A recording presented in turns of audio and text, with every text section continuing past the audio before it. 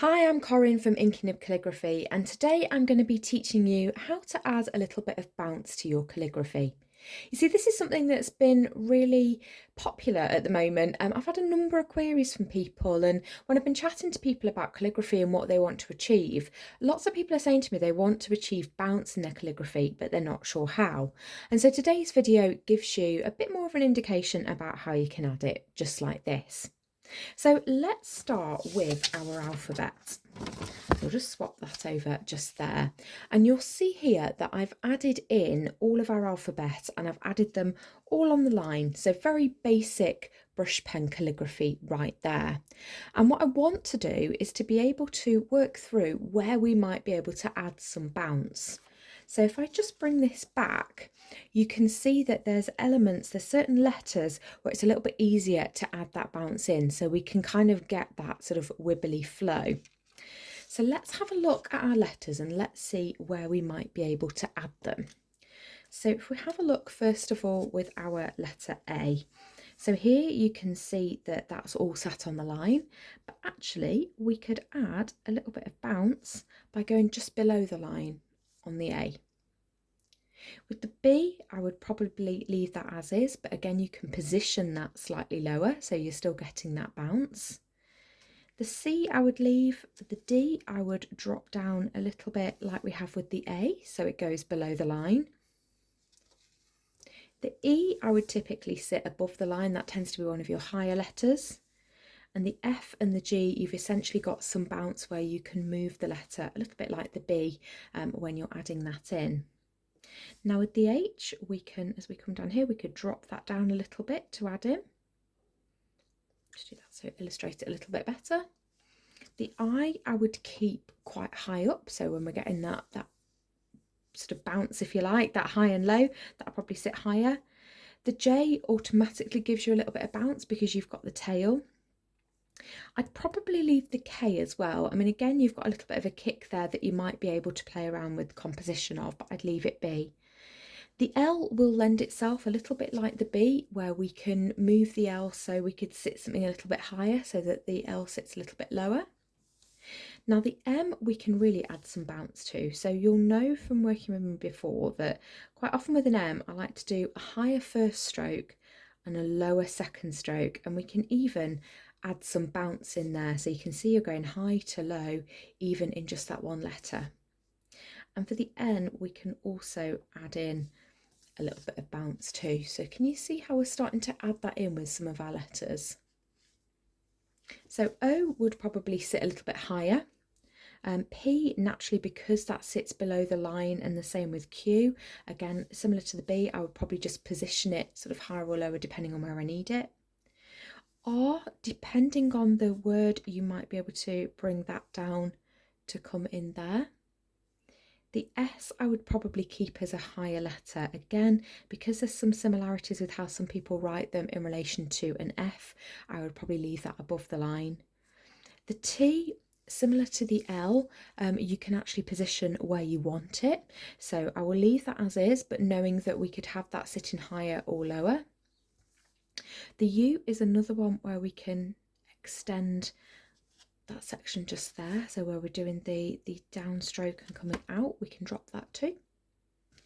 The V I would tend to leave as is. Again, you've got a little bit of height here when you're adding that on to the next letter. Now the W, a little bit like the M, we can vary again. So I would have a shorter, higher first stroke, and then the second bowl I would drop below the line. So again, you're going that high to low on here as well. The X I would choose to leave as is. The Y is, sits between the two lines anyway because of the tail, so we can use that as one of our drops in the bounce. And then the Z is not the easiest to link to most things, so I would leave that where it is.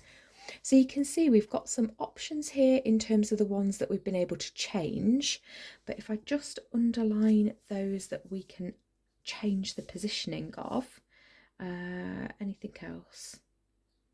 They're probably the key ones that I would change. The others I would leave above the line. Okay, so let's think about how we write a particular letter. So if you think about bounce, which I wrote before, you can see if I bring that back in, we left the B and the O essentially sat on the line, but we dropped the tail of the U.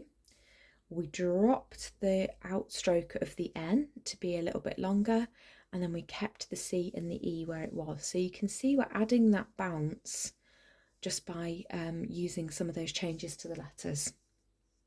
So let's make a couple of other words a little bit more bouncy than we would expect, just so we can show you how that works. So why don't we write good morning first of all? So I'm going to start under here. So with the G, I'm going to do that normally because we've got the bounce by the nature of the fact that you've got your bowl of the G sitting above, but then the tail sitting underneath.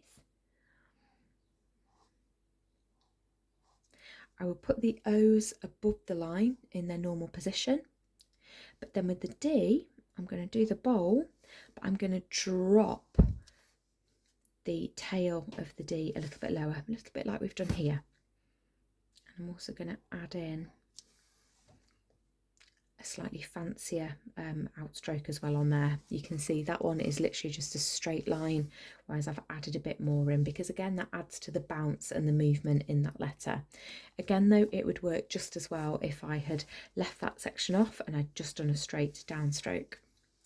So we'll add in morning.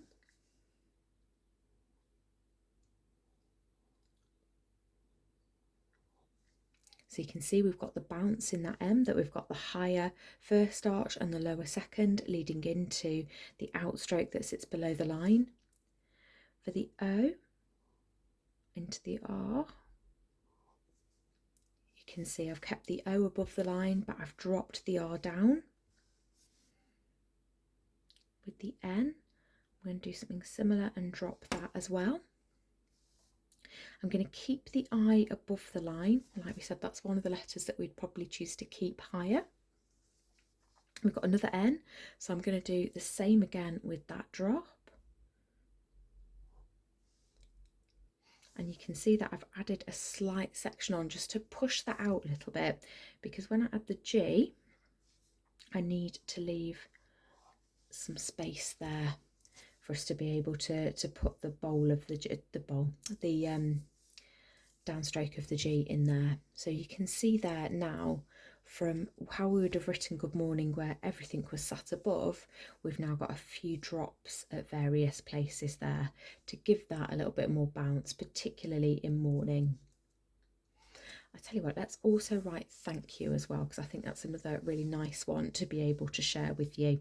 So again, I'm going to use this line here just to give us a little bit more space. So if we write our T above, and we'll go into our H, and I'm going to drop that below the line. Then for the A, I'm actually going to keep the A above, because then as I go into the N, I can drop that one again and it just makes it a little bit more pronounced. I could, if I wanted to, have added that section into the A as well and just dropped that outstroke slightly below the line.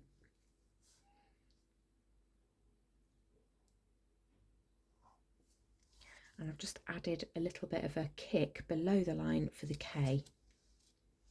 And then if we go into U, so the Y automatically lends itself because that sits across the two lines. The O I'm going to keep above the line, and then the U I'm just going to drop that below the line and kick that out slightly at the end. So you can see there where I've written thank you, that again we've got a bit of movement in there. And then the last one I want to show you is calligraphy, and I'm choosing calligraphy to demonstrate how we can drop or move some of the positioning of, say, the L's. So if we start with our C, we do that above the line. The A, I'm going to keep the bowl above the line, but I'm just going to drop that slightly. And then I'm going to make the L's a little bit bigger, so that then when I put the I next to it, we've got that wibble, if you like, of the bounce there. The G automatically lends itself, So when we go into doing the downstroke of the loop of the G, you'll see that automatically comes in.